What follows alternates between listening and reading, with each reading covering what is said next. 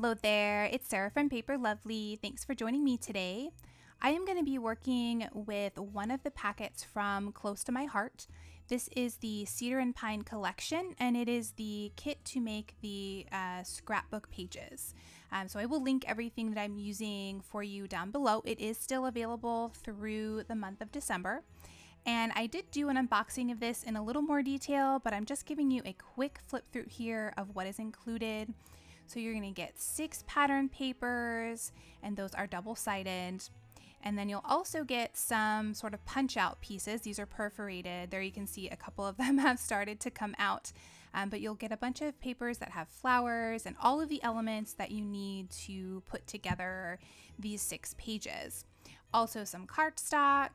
And then you get 3 of the top-loading plastic sheets.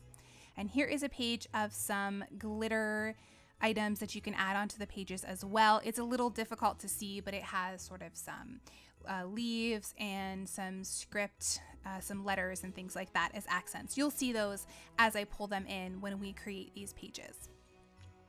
So I'm going to do each page in a separate video for you. I am going to leave these as process videos. So today what I'm sharing with you is the contents of the kit, and I'm going to give you a look through the instructions here, the things that I'm going to be using. I've pulled in my scissors and some foam tape, and that is really everything that I have needed in addition to this. One of the things they recommended were some gold stickles. I don't have any of those, so I ended up pulling in, and I will show you these when I do, some enamel dots that are gold glitter that I picked up at Hobby Lobby, and they were a really nice accent. So if you, like me, don't have the stickles but wanted to get that same look, this is a great alternative. So I am getting started here trimming down the paper, and one of the great things about getting these kits is they tell you exactly how to cut your pages to get the most out of each piece of pattern paper. So I did have a few leftovers at the end, not a whole lot, but since I had purchased some additional items from this same collection, I just went ahead and added my scraps to that. I had a few pieces of cardstock and a few pieces of the pattern paper. So I'll be able to use that extra on some of my cards or other projects for this season.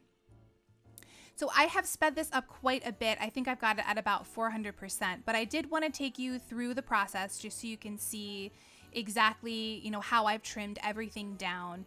There I did the first sheet of pattern paper, and now I'm working on the cardstock.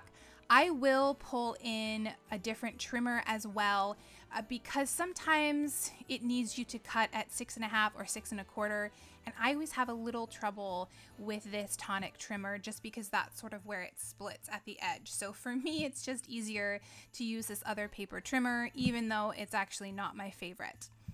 But it does work. It's just easier. I guess I shouldn't say it's not my favorite. The reason it's not is because you have to replace the cartridges, so it's just more expensive. For me, I would rather use my Tonic trimmer because that blade just really doesn't go dull. Okay, so at this point, I'm going to turn up the music. Again, I'm quickly taking you through everything that needs to be cut out. And then I'm also going to do the first layout here for you. And I will spare you punching out all of the pieces. I'm going to get everything ready that I need for that first layout. And then I will sort of pop back in and we'll get started doing that. I have, as I mentioned before, done all of these pages individually. There is one full spread that is 2 pages across. And I'm going to keep the remainder of the videos as process videos. I will just put music in the background for you.